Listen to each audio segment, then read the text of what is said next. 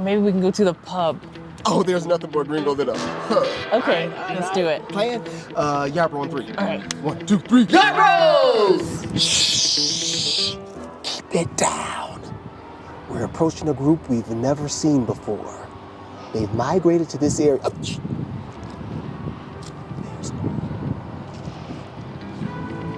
And usually they easily adapt to their environment.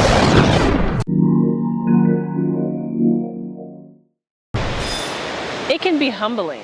Sometimes it's exhilarating. It can be lonely. It can be one of the most beautiful things. What we're talking about is expat life. You guys know by now that we have been traveling around looking for 1 or 3 places that we eventually want to call home. We've been to some interesting places, some places that have blown our minds, some places that were just beautiful. But we're finding out that it's actually more than just the place, the country, the city. It's about the people. When we say people, we mean community. And when I say community, I'm talking about tribe. A group of people with similar mindsets, similar objectives, tribe. I feel like Cuenca has been cool because we've been able to connect with a lot of different communities. Yes, we actually connected with a really amazing group doing awesome volunteer work. True.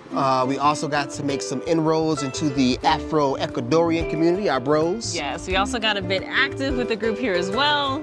It's been interesting because there's so many different expat groups here.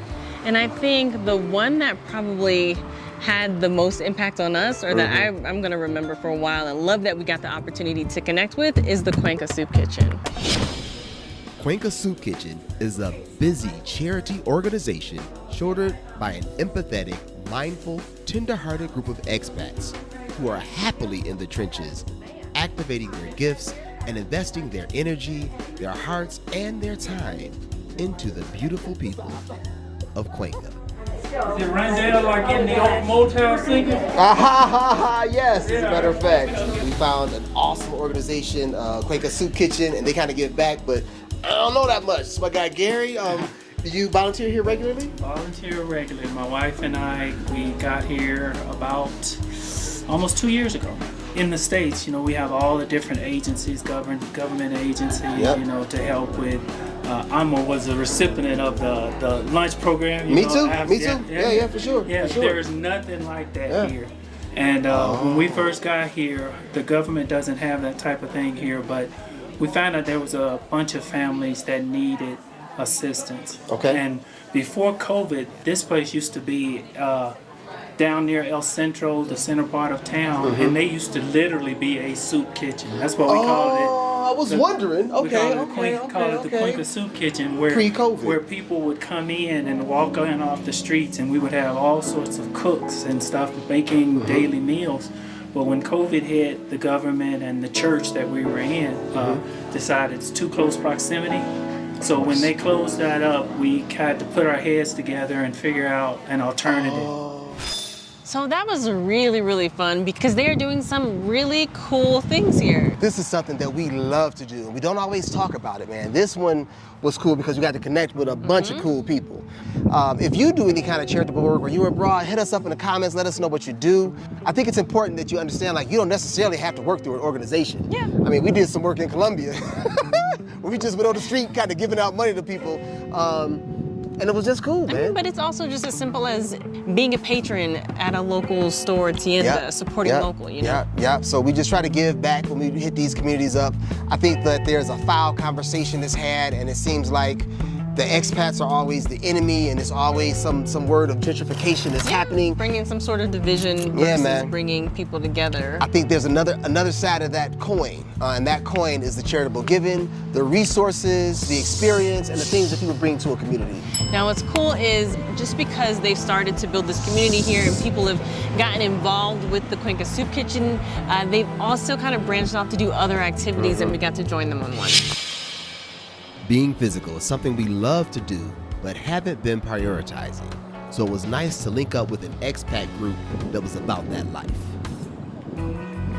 Hey. No, it's for all of you, all you gorgeous people.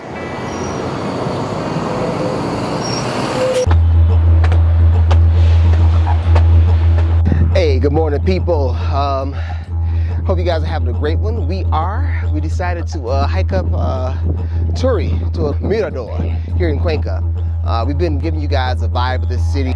On our channel, we really want to present an actual picture of what a place is. There are no utopias out here, okay? It's a gorgeous place, it's a beautiful place, but it's full of some other things. We'll talk about that as we ascend this mountain. Okay. You see them stick counting? Okay, Pamelita, yeah.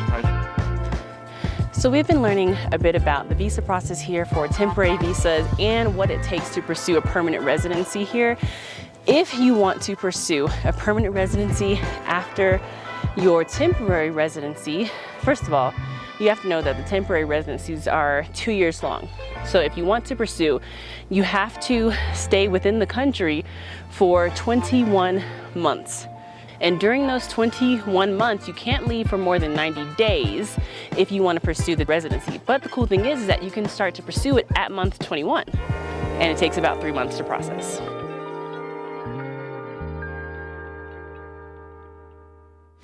If you get a chance to get some food from the Esmeralda province, we highly recommend it. We have some finger-licking, toe-curling, delicious grub from a wonderful restaurant. There's a restaurant in Centro called La Olla Esmeraldena.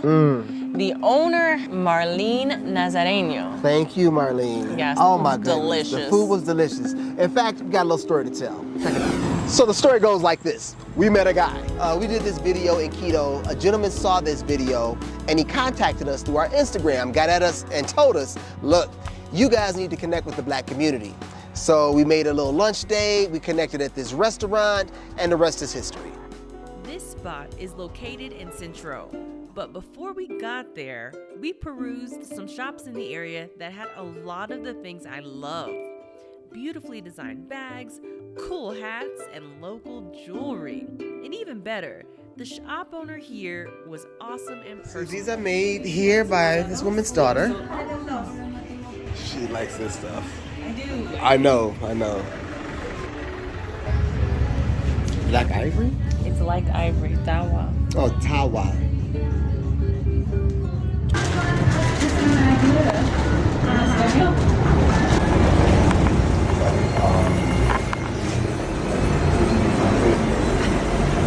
Gracias.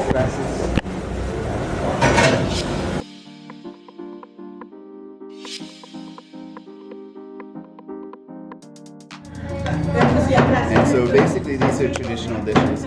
So give me some names here. What are we looking This at? is our cazuela. All right. This is not tequila, guys. Yeah. This is here. We're here in Ecuador. Consuela. And this is arroz marinero. And so basically these are traditional dishes from the northern coast of Esmeraldas. It's our primary black province, and I'm going to explain a little bit why I say our primary black province. It's Pardon? not the place where we have the largest black. So far, the hike isn't that bad. It's a mild grade going uphill though, and it's constant. And this group keeps it moving, man. This is a big part of expat life here, man. Most people are pretty active. We're the youngsters on the trail, which is interesting. It's a 2-hour hike. Buenas.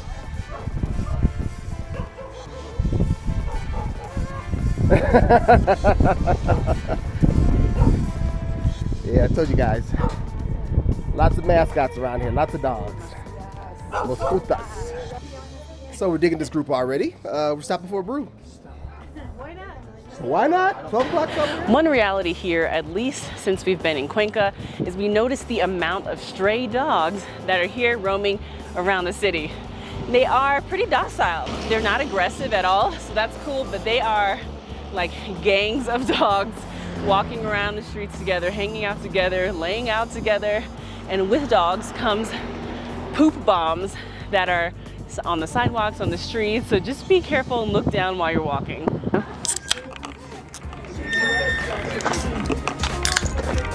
Baby, foto con cerveza. Cheers. 9 in the morning. Okay. You see them stick counting? Okay, Pamelita, yeah. Pamelita Adventura. It's an active city, people. An active city. when we first got here, we found out the need. We were in another location. We were at that time, we had about 165 beneficiaries, and we also had a waiting list of over 200 to 300 people. That's good. So a serious need. So there was a serious need, and it's not just food. Of course, you see the plantains and papas and stuff, but there's a need for toiletries and rice and lentils and stuff like that. This inside part is made of the waste from sugarcane production and is super absorbent. Wow. And this outside part is made from bamboo, so everything will disappear except for the snaps. And this one diaper I love how will go from newborn to it just toddler. grows with, wow. Yep. And we give them 2 shells and 6 of these inserts. We've got people all over the U.S. that contribute. I think it's $25. Feeds an entire family for a month. So For a month? For a month. And we got people coming in, giving us donations and stuff. So we're up to 200 this year. That's what's up. So we went from 165 to 200. We still have a 100 to 200 big need to be met. Waiting list. But this is not just Cuenca, it's the surrounding cities, and if you were a giver in the States, you want to be a giver here, there's plenty of opportunities. So try to give back whenever we can. And all those opportunities will be listed in the description, man. Thank you for your time. Hey. Appreciate you. Okay. We got to make this happen. Okay. I want to see some gringos. Where do you think we can find them? We can go to the main avenue over in Gringolandia. Okay. Maybe we can go to the pub. Oh, there's nothing more gringo than a pub. Okay, let's do it. Plan? Yarbro on 3. All right. 1, 2, 3. Yarbros! Shh. Keep it down. We're approaching a group we've never seen before. They've migrated to this area.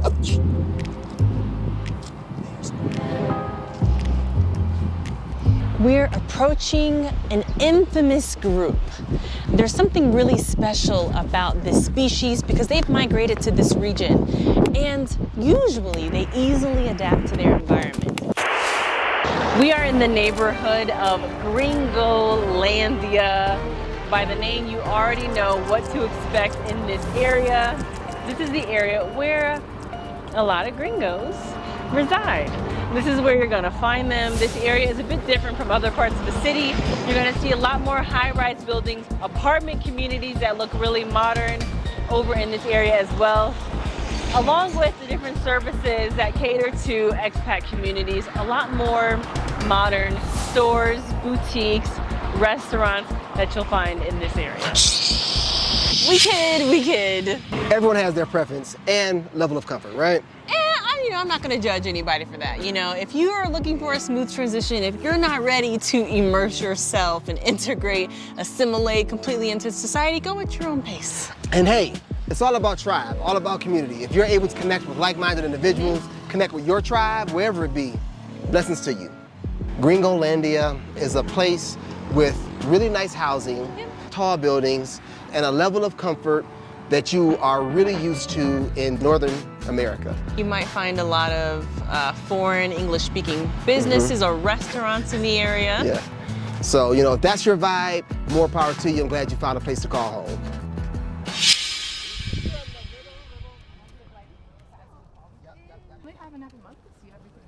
Every month? Yep. So I got you on the top of the hill. It's pretty cool. And then just past me. No, that's Vámonos. That's Vámonos is right now. Yeah, we're gonna go right now. I think this has been like the most exercise we've had in a minute, but fresh air, it feels great out here. Easier on the knees. Yeah. So we're at the top of Turi. Up here, there are lots of different restaurants, lots of watering holes. A little bit on the expensive side, but the views, man, the views.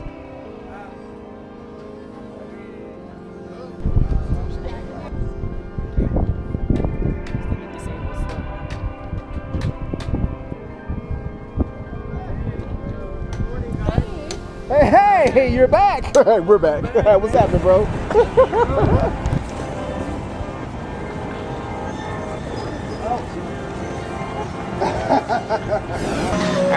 our neighborhood, and this is our after hike snack.